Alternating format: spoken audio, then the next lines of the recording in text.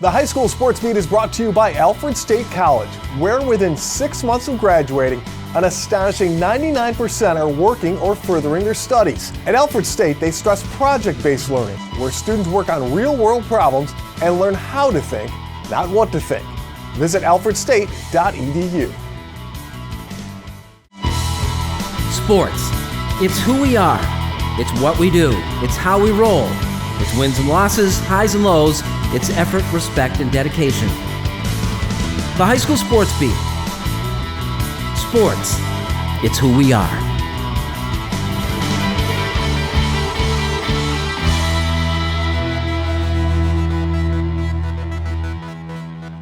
Hello, everybody, and welcome to the High School Sports Beat, brought to you by Alfred State College.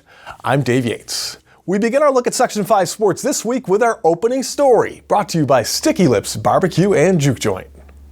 Sticky Lips Barbecue Juke Joint, New York State's largest barbecue restaurant right here in Rochester. See our menu and live music calendar at StickyLipsBBQ.com. Sticky Lips BBQ, Jefferson Road in Henrietta. We start this week with the Making Strides Against Breast Cancer Walk at Frontier Field. The annual event gets bigger every year, and high school athletes and teams from across the section were there to help make a difference. Here's Tariq Spence.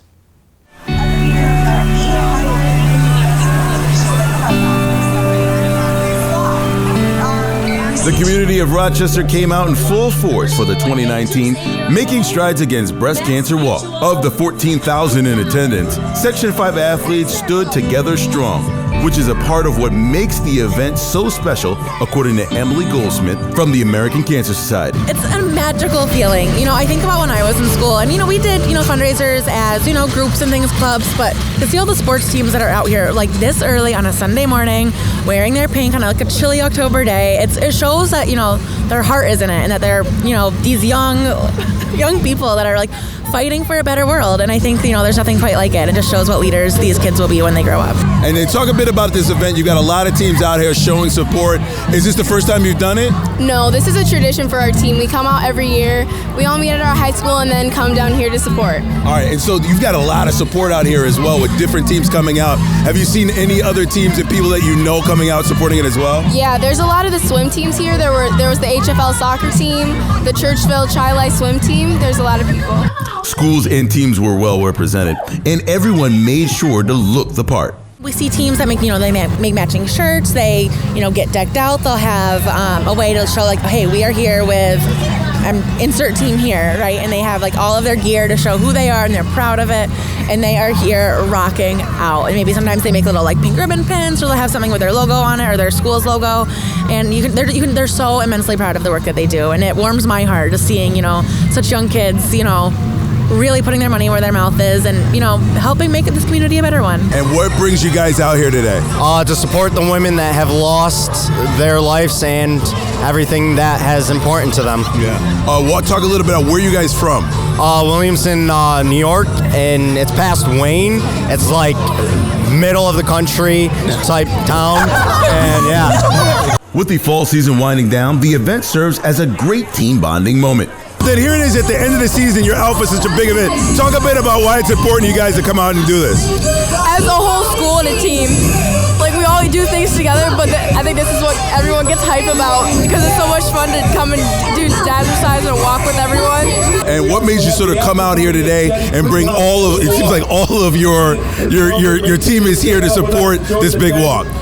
We do it every year. The boys and girls soccer team, it's just a great cause, and we come out here support those who are suffering from breast cancer and those who have passed away from it, and the family members of those. Well, the girls team used to do it just to bond with each other, but now the boys wanted to get active with it, and now it's a good team building exercise. All right, good. Well, you guys are having fun. It's just a really great experience for teams and everybody to bond. It's such a cool experience.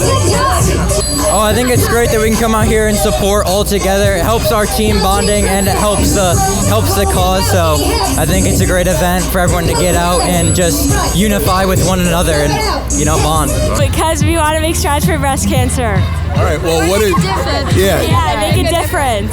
We're supporting people with breast cancer, and we've had people close to us that have struggled with it and beaten it, and so we're out supporting them. What brings you guys out here today? Such a big cause. You have such a big support, and you guys are dancing as well. So getting into this on a chilly day.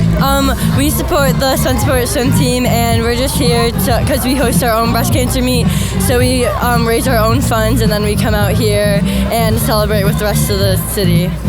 For a huge event like this, organizers are so happy that players from high school level, both boys and girls, are here absorbing this environment and that the event is in good hands for years to come. With events like this, we see, our office, the American Cancer Society, we do have events, throughout upstate New York and across the country. So we see people that maybe are walking here today and they're in college. Maybe they're walking with Geneseo or Brockport, but maybe they played on a downstate team. And we see that vice versa, where students from Gates Chili, Victor, Brighton, walks downstate or, in California, wherever. So we see a lot of kids, they work with us when they're younger and then they become fierce advocates as they grow older. This year's walk raised over $530,000 for cancer research.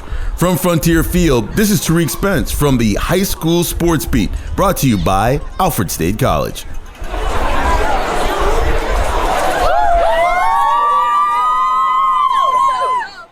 Coming up next, Matt Trabold joins us for the Dunkin High School Notebook. We'll have that when the High School Sports Beat, brought to you by Alfred State College, returns.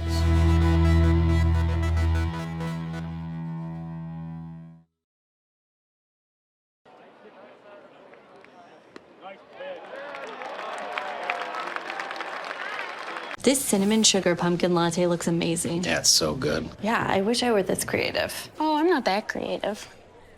Oh, wow. Did you just carve this? I did, yeah. Try our new signature latte. It's all things pumpkin at Dunkin.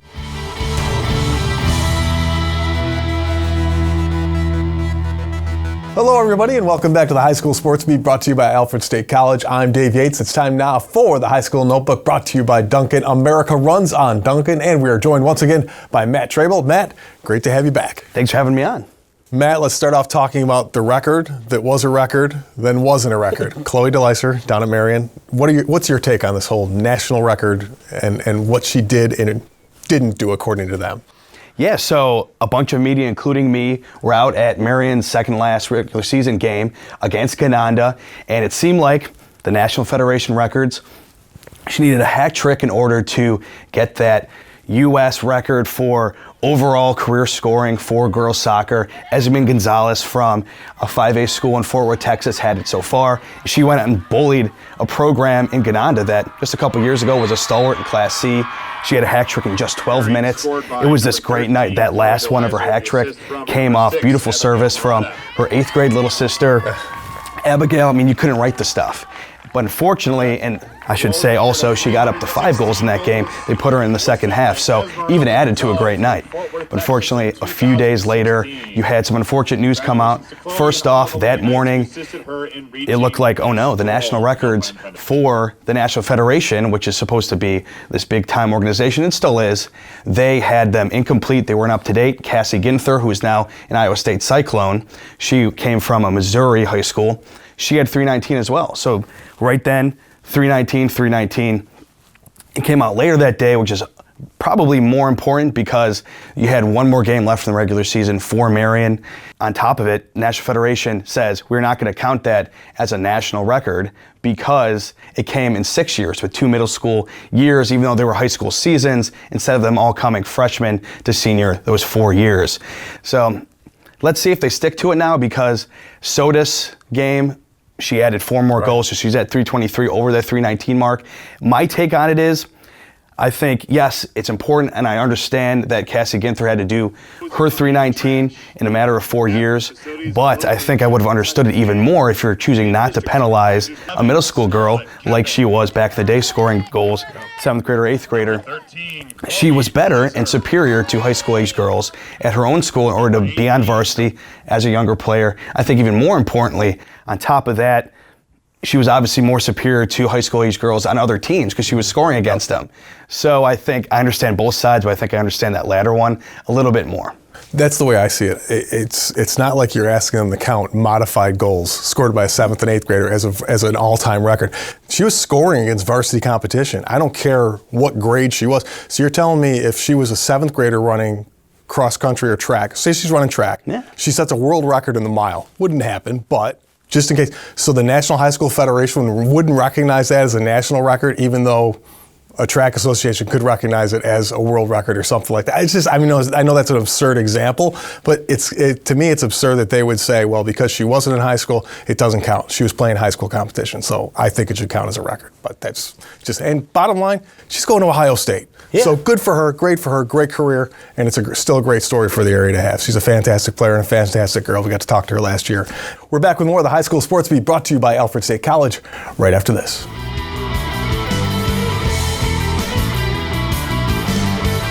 Coming up next, the Making the Grade nominee with Kyle O'Gara, and later, it's 50 years and counting for Linda Adams at Eastridge. We'll have that story when the High School Sports Beat, brought to you by Alfred State College, returns.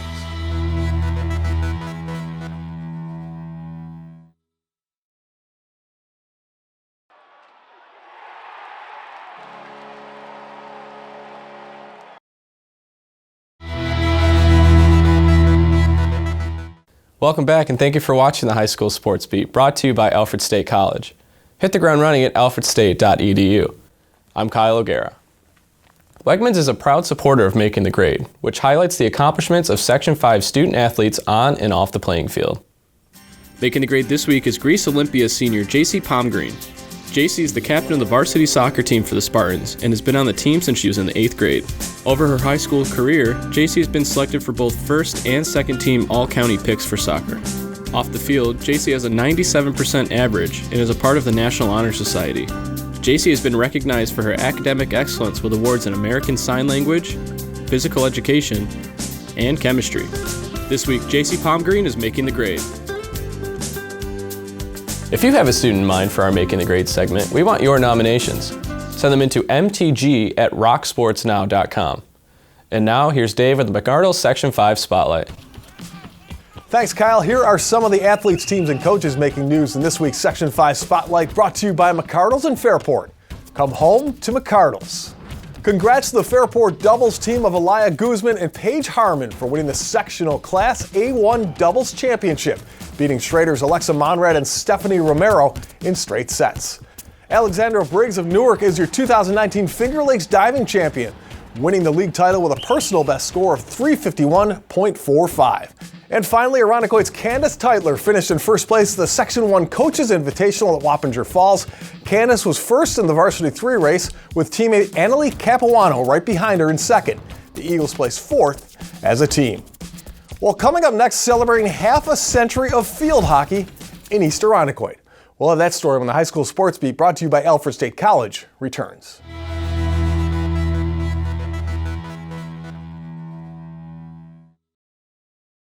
And now to Eichel. He floated one. Score!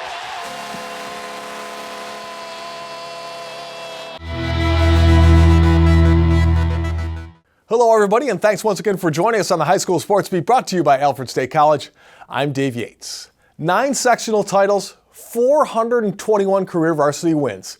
But what Linda Adams of Eastridge will remember most from her 50 years of coaching are the players and the people that she helped mold. That is a lasting legacy. Lead off this category, please welcome Linda Adams. Linda is a former field hockey coach at Eastridge High School. In her 40-plus years as a varsity coach, she and her teams are in 10 league championships, 9 Section 5 championships, and 5 regional championships. Hey, Linda! What is it that makes a coach great? Is it how many wins they have? Is it the number of titles they've claimed? Or is it more than that? Is it the lessons you teach and the impact you have on the people learning them? For Linda Adams, it is all of those things. Linda has been at Eastridge High School as a coach for 50 years, leading a field hockey program that became a powerhouse in the 1990s, winning 7 sectional titles during that decade. Nice game, Brian! Thank you, officials! We love you, fans! We love you, Earlier this month, she was recognized by the program for her longtime career. She started with varsity. Now, she's heading the modified program. Her success on the field was always right there in black and white, but it took her a while to realize the impact she was truly having. I don't think I got it maybe the first 10 years, and then I would say maybe in the next batch of years, and I don't know if, but people started sending me a note to thank me for what they did, what I did when they were in school. And what they would bring up in those notes made me realize that they weren't thanking me for wins. They were very specific often, and it was maybe a single day, a single sentence. But so I was very aware from that point on for all the rest of the year since then that every day, every practice, every game, you have no idea if something that you're going to say or do is going to make a difference. For the former players who came from all over to pay tribute to their former coach, that influence was always there. She's been probably the most influential female in my life, outside of a mom, of course. I always wanted to be like her because that's how good she was. And when she coached us, she taught us about the sport, but the things she taught us more than that was how to be good people, follow the rules.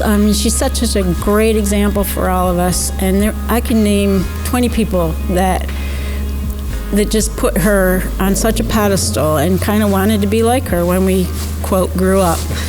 A half a century, that's a long time to be a coach. Heck, that's a long time to be anything. In calendar terms it is, but when the memories come back, it seems like no time at all.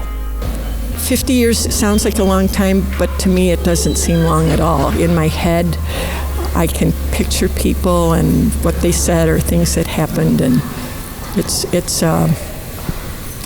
a good thing. Maybe one of the more amazing things about her coaching career is that she never had the chance to play like these girls do. There was no such thing as high school sports for girls when she was their age. Okay, so I'm pre-Title IX, so the kids nowadays will ask whether or not, did you play? No. I never played field hockey until I was in college. It was a class I had to take. I was not on any sports teams in high school. All they had was intramurals, but we had this awesome intramural program. So I was on intramural teams every day of the week, all 4 years. Huge influence. Then I get to go to Brockport for phys ed, try out for teams. I'm making teams. I thought I died and went to heaven. Then I get a job as a phys ed teacher, and they had honor teams, and you did all your own work. You found people to play against. You arranged for your own officials. Yes, through the years, Adams has done just about everything, except for one. The only thing I don't think I've done is driven a school bus. Didn't get one of those special licenses. So as they started having the league, and I did other sports other than field hockey, I kind of lived through Title IX, its arrival and how it's progressed. A lot of good things, some things that don't really thrill me, but we don't need to go into that. Her approach as a coach was always pretty simple. Do your best. If that's good enough to make us successful, that's great. But your actions will carry more weight than your accomplishments on the field. Our thing was we had a tradition, and it got passed on and on and on. So a lot of these kids did a really good job, and the next group followed their example. Coaching for as long as she has been has another benefit. It has given her the motivation to look for constant ways to improve both herself and her players.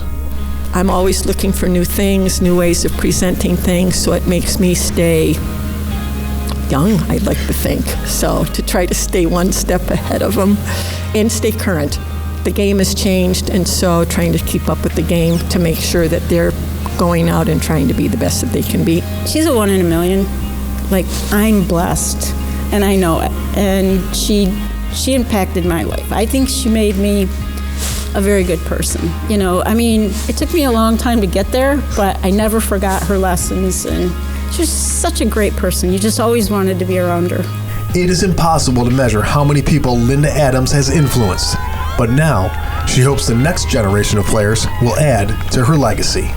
When things happen, the kids always say, I'll say, oh my gosh, who would have believed this? I'll have to put this in my book. And they'll say, is this book worthy? And so the only thing I can say now is that they are the book. So, and whatever they've done from this point on, I don't have time to write the book. So whatever they do, they're the book. So I guess that's how I would wrap it up. Here, everybody, look up.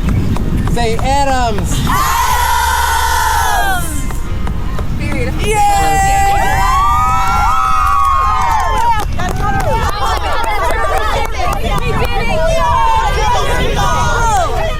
We'd like to thank our sponsors, especially Alfred State College, for making the Sports Beat possible. We'd also like to thank the athletes, teams, and coaches in Section 5. Thanks for watching. We'll see you back here next week.